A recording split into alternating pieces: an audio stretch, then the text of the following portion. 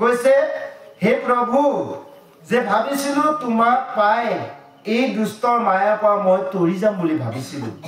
আৰু মই সদায় মোৰ হৃদয়ত চিন্তা কৰিছিলো যে দুষ্টৰ মায়া তৰিবলৈ যাক নেকি জ্ঞানীসকলে ইন্দ্ৰিয়সকলক দমন কৰি কামকূট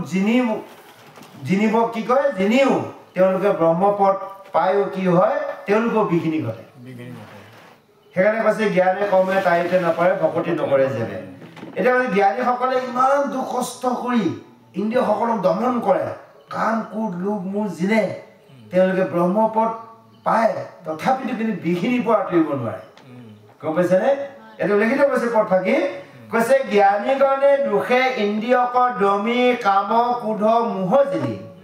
যিটো ব্ৰহ্মপদ পাওঁৱে প্ৰভু পুনু তাহাৰো আছে বিঘিনি সেইকাৰণে আমাৰ যিটো লাইফ ইয়াত কোনো বিঘিনি নাই কিন্তু আমি যদি সেই নিয়মত আজি আমাৰ কৃষ্ণানন্দৰ ব্ৰহ্মচৰ্যৰ যদি দিয়া নিয়মৰ আমি পালন কৰা নাই তেতিয়াহ'লে আমাৰ বিঘিনি আছে যদি সেই নিয়ম যদি আমি পদে পদে পালন কৰো কোনো কাৰণে আমাৰ বিঘিনি হ'ব নোৱাৰে এই কথাখিনি সুন্দৰভাৱে উল্লেখিত শাস্ত্ৰটো কৈছে উদ্ধৱ মহন্তই আজি কৃষ্ণ প্ৰভু ভগৱন্তক কৈছে আৰু কৈছে হে প্ৰভু আমি হৈছো মহামূঢ়মতী আমি হৈছো গৃহৰ বাসী গৃহ সুখতে আমি কি হৈছো ভকত সংগ এৰি দিছো আৰু কৈছে তোমাৰ চৰিত্ৰ কৈছে প্ৰভু যিসকলে গৃহৰ সুখ এৰি ভকত সংগ কৰি তোমাৰ চৰিত্ৰ কথা শুনে সেইসকলে কিন্তু দুষ্ট মায়া তৰি যাব পায় আমি দেখোন গৃহসকলকে এৰিব নোৱাৰো হয় নে বাৰু গৃহসকলকে এৰিব নোৱাৰো এতিয়া আঘোণমহীয়া দিন বুলিতো অতি সুবিধাই প্ৰভু একদম ফোন কৰোঁতে কৈছে প্ৰভু অন্য দিনৰ হ'লেতো গোটেই ৰাতি থাকিলোহেঁতেন কিন্তু এই আঘোণমহীয়া যিখিনি অৱশ্যে এটা কথা হ'ল আমাৰ এটা জীৱিকাৰ খাবলৈতো জীয়াই থাকিবলৈতো খাব লাগিব নহয় জানো এতিয়া আমাৰ প্ৰেছাৰ হৈছে আমাৰ কৃষি অন্য কৰ্মত আমি পেলাই থ'ব পাৰোঁ এই পথাৰত থকা খেতিকেতো এতিয়া আমি পেলাই থ'ব নোৱাৰোঁ সেইকাৰণে প্ৰভু কৈছোঁ প্ৰভু তথাপিতো ঈশ্বৰৰ নামত যাম কিন্তু 12 বজালৈ যদি একো নাথাকিলেহেঁতেন গোটেই ৰাতি থাকিলেহেঁতেন তেনেকৈ কৰোঁ আমি গোটেই ৰাতিটো ভাগৱত কৰোঁহে কিন্তু কথা হ'ল কি এতিয়া মানে উপায়বিহীন আৰু সেইকাৰণে আমি এই সুবিধাতে আপোনালোকৰ ওচৰত ক্ষমা বিচাৰিছোঁ যা হওক একো নাই এতিয়া আমি কৈছে গৃহবাসী হৈ সংগৰ গৃহ সুখ এৰি যদি ভকত সংগ কৰে তোমাৰ চৰিত্ৰৰ কথা শুনে তেতিয়া দুষ্ট মায়া তৰি যাব পাৰে তজু পাদ পদ্ম হৃদয়ে ধৰিয়া গাইব গুণ নামক গীত এতেকে মুকুতি অপৰাসে পাইবা হেনকে আছিল চিত যে হে প্ৰভু মই ভাবিছিলোঁ যে তোমাৰ পাদপদ্মৰ মোৰ হৃদয়ত ধাৰণ কৰি কেৱল তোমাৰ গুণ গীত গাই মই মুক্তি লাভ কৰিম বুলি ভাবিছিলোঁ প্ৰভু তুমিও মোক এৰি থৈ গুচি যাবা মই কেনেকৈ জীয়াই থাকিম আজি উদ্ধৱ মহন্তই কৃষ্ণ চৰণত ধৰি এনেভাৱে কৈছে আহক ইয়াৰ পিছত আৰু সুন্দৰ পদে আজি উদ্ধৱ মহন্তই কৃষ্ণ চৰণত নিবেদন কৰিছে অৰ্থাৎ আমাক সকলক নিবেদন কৰিবলৈ আহ্বান জনাইছে আমি পদবন্ধে শ্ৰৱণ কৰোঁ জয় কৃষ্ণ শৰণ সতৰ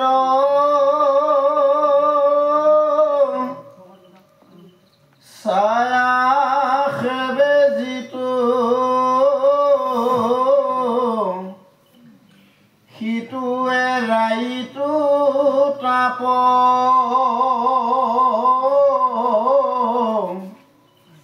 হেন পাও এৰি খনে কুনি জিও সংগে নিও মোক বাপ সবে পৰিহৰি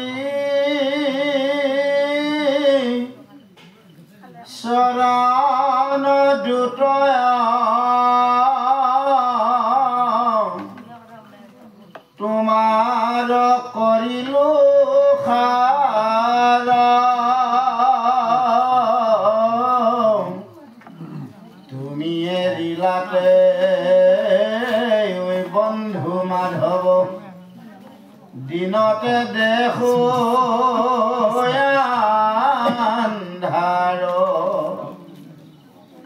হে প্ৰাণনাথ নকৰাই অনাথ দান্তে ধৰো তুলে তোমাৰ তোমাৰ বিয়োগে অগনি এখনে দেখা মাৰে মোক পুৰি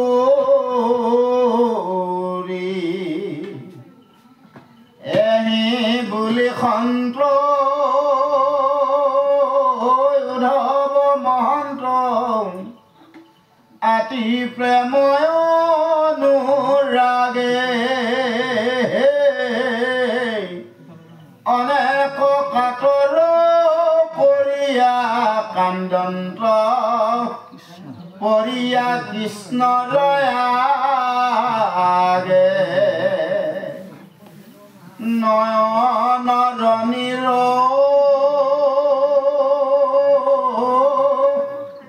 ধাৰাই বহৱে শোকত আকুল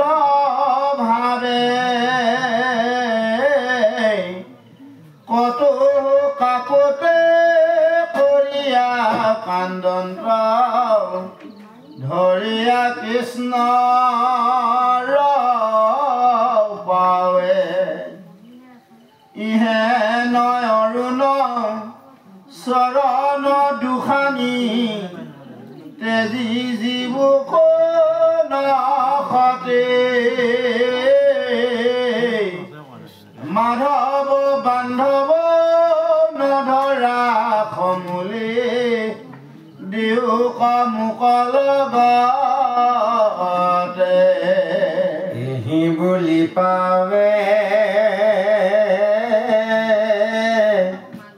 পৰিয়া কান্দন্ত্ৰ অনেক কাৰুণ্য ভাৱে দশো দিশে দুখে দেশন্ত আন্ধাৰ চেতন নাহিকে গাৱে ভকতৰ দুখ দেখি ভগৱন্ত্ৰ ভৈলন্ত নেত্ৰ সজল অসন্তোষে কিছু চপৰাইলা মাথো সংকোচ মুখ কমল জয় কৃষ্ণ এতিয়া কৈছে হে প্ৰভু চৰণ সত্য ছায়া খেবই যিটো সিও এৰাই ইটো তাপ যিজনে তোমাৰ চৰণ সত্য ছায়াত সেৱা কৰে আশ্ৰয় গ্ৰহণ কৰে সেইজনে এই সংসাৰৰ সমস্ত তাপৰ পৰা পৰিত্ৰাণ পায় হেন পাওঁ এৰি ক্ষণে কুনি যিবোৰ সংগে নিও মোক ভাৱ সেয়া তোমাৰ চৰণ এই মই কোনো কাৰণত জীয়াই থাকিব নোৱাৰো হে প্ৰভু তুমিও মোক লগতে লৈ যোৱা এনেভাৱে আজি উদ্ধৱ মহন্তই কৃষ্ণ চৰণত ধৰি কান্দিছে কৈছে সকলো এৰি তোমাৰ চৰণত মই সাৰ কৰিছিলো আৰু তুমি যদি এই যোৱা হে বন্ধু মাধৱ মোৰ দিনতে আন্ধাৰ হয়নে বাৰু যদি ভগৱন্তৰ কৃপা নাথাকিলেহেঁতেন আমি দিনতো দেখা নাপাওঁ আচলতে আমি সকলোৱে এন্ধাৰতে আছো এতিয়া তাৰমানে আমি কিয় এন্ধাৰত আছো অজ্ঞান এন্ধাৰত আছো চকুৱে আমি দেখি আছো কাৰণ আমি যদি ভগৱন্তৰ দেখিব পৰা নাই আমি ভগৱন্তৰ ৰূপ যদি আমি এই সমস্ত জীৱ জগতক দেখিব পৰা নাই তেতিয়াহ'লে আমিও কিন্তু এন্ধাৰতে আছো এই কথাখিনি আজি উদ্ধৱ মহন্তই সুন্দৰভাৱে আমাক বুজাই দিছে শিক্ষা দিছে উদ্ধৱে কিয় ক'ব লগা হ'ল এইখিনি কথা হয়নে বাৰু উদ্ধৱে আজি এইখিনি কৰি দেখাইছে আমাৰ সমস্তৰ বাবে উদ্ধৱেতো গতি পালেই যে আমাৰ সমস্ত গতি পোৱাৰ ব্যৱস্থা কৰি থৈ গৈছে কৃষ্ণ প্ৰভু ভগৱন্ত আমাক চিনাকি কৰি দি গৈছে যে কৈছে এনেভাৱে কাতৰ কৰি কৃষ্ণৰ চৰণত ধৰি অনেক কান্দি কান্দি উদ্ধৱে কৈ তেওঁ চকুলো ধাৰা খাই বৈছে আৰু কতুৰ কাকতি কৰি কৰি কৃষ্ণৰ চৰণত ধৰি উদ্ধৱে কৈছে ইহেন অৰুণ চৰণ দুখানি তেজি জীবু কোন হতে মাধৱ বান্ধৱ নৱধা সমলি নিউক মুকৰ লগতে এতিয়া চাওক ভগৱন্ত অৰুণ চৰণ এৰি কোনেও কেতিয়াও জীয়াই থাকিব নোৱাৰে এতিয়া আমাৰ বহুতে পাহৰি গলো আমি যে প্ৰভুৰ দ্বাৰাহে যে আমি জীৱিত হৈ আছো হয়নে বাৰু উশাহৰ নাম নিশাহত কৃষ্ণ চলি আছে সেইকাৰণে কৈছে অজপাই নাম জপি আছে 24 ঘণ্টাত 21600 বাৰ সায়েন্সে কৈ আছে এইটো ভাগৱতীও কৈ আছে যে আমি 24 ঘণ্টাত 21600 বাৰ আমাৰ সাত প্ৰসাদ চলি আছে উশাহৰ নাম নিশাহত কৃষ্ণ উশাহৰ নাম নিশাহত কৃষ্ণ যদি ভিতৰলৈ গ'ল ওলাই নাহিল তেতিয়াও বিপদ আছে বাহিৰলৈ আহি যদি ভিতৰলৈ নাযায় তেতিয়া বিপদ আছে হয়নে বাৰু গতিকে এই যে আমাৰ 21600 বাৰ সাত প্ৰসাদ কৰি আছো তাৰ পৰা যদি আমি কমাই আনিব পাৰো আৰু তেতিয়া আমাৰ আয়ুটো বৃদ্ধি হ'ব যদি বেছি হল 21000 বা যদি 21500 22000 23000 24000 30000 লৈ যদি 24 ঘণ্টাত চলে তেতিয়া কেইজন মানুহ আয়ুটো কমি কম দিনতে কম বয়সতে মৰি আৰু যেতিয়া আয়ুটো যেতিয়া আমি উশাহটো কমাই নিম এই যে আমি প্ৰাণায়াম কৰি যে ওমকাৰ ধৰি গলো সেইখিনি সময় আমি কিমানবাৰ কৰা সময় এবাৰতে গলো তেতিয়া আমাৰ কি হল আয়ুটো বাঢ়িব হেলথ বৃদ্ধি হ'ব গতিকে আমি যিমান পাৰো কিমান আয়ুটো আমি বঢ়াব পাৰি শ্বাস প্ৰশ্বাসৰ দ্বাৰা কিন্তু আমি আচলতে কিয় নোৱাৰো আমি তাৰমানে খুব পৰিশ্ৰম কৰা যে আপোনালোকে খুব কষ্ট কাম এটা কৰিলে খুব ঘনাই উশাহটো ল'ব লগা হয় সেইজন মানুহৰ চেহেৰাটো আৰু আয়ুটো কমি যায় এনেই আৰামত থকা মানুহবিলাকৰ চেহেৰা পাতি বা বেছি থাকে আৰু বেছি দিন জীয়াই থাকে আৰু আমি খুব পৰিশ্ৰম কৰা মানুহবোৰ কম বয়সতো বুঢ়া লগা হয় হয়নে বাৰু এই শ্বাস প্ৰশ্বাসটো আমাৰ বেছি চলে কাৰণে আমাৰ শৰীৰটো দুৰ্বল আয়ুটো কমি যায় যে এই কথাখিনি উল্লেখিত কৰিছে আজি প্ৰভু ভগৱন্তই এনেকৈ প্ৰভু ভগৱন্তৰ চৰণত উদ্ধৱে এনেভাৱে কান্দি কান্দি কৈছে এহি বুলি পাওঁৱে পৰিয়া কান্দন্ত অনেক কাৰণভাৱে দোষু দুখে দেখে অন্ধকাৰ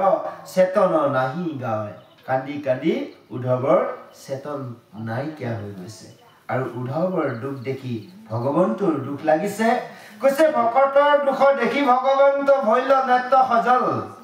সন্তোষে কিছু চপাইলা মাথ সংকুচ মুখৰ কমল এই যে উদ্ধৱে কান্দি আছিল চৰণত ধৰি এতিয়া প্ৰভু ভগৱন্তৰ দুখ লাগিছে প্ৰভু চকুলো বৈছে আৰু প্ৰভুৱে লাহেকৈ চাপৰি উদ্ধৱক উঠাব বিচাৰিছে এইখিনিতে আকৌ শংকৰদেৱ গুৰুজনাই অকণমান আমাৰ সভাসদলৈ উপদেশ আগবঢ়াইছে আহক আমি উপদেশখন শ্ৰৱণ কৰোঁ জয় কৃষ্ণ এই যে অধ্যায়টো যিখিনি চলে উপদেশৰ কিন্তু গোটেই মূল কথাখিনি থাকে তাৰমানে ইয়াৰ উত্তৰটো শেষত দিয়া থাকে গতিকে এই উপদেশখন আমি অধ্যায়টোৰ মাজত কি পঢ়িলো কি শুনিলো যদিও অলপ বেঙা বেঙিকে যায় কিন্তু এই উপদেশখনকে খুব গুৰুত্ব দিব লাগে উপদেশটো মূল উপদেশ কিন্তু সাৰাংশ এইখিনি যদি জানিব পাৰো আমাৰ জীৱন ধন্য হ'ব আহক শ্ৰৱণ কৰোঁ জয় কৃষ্ণ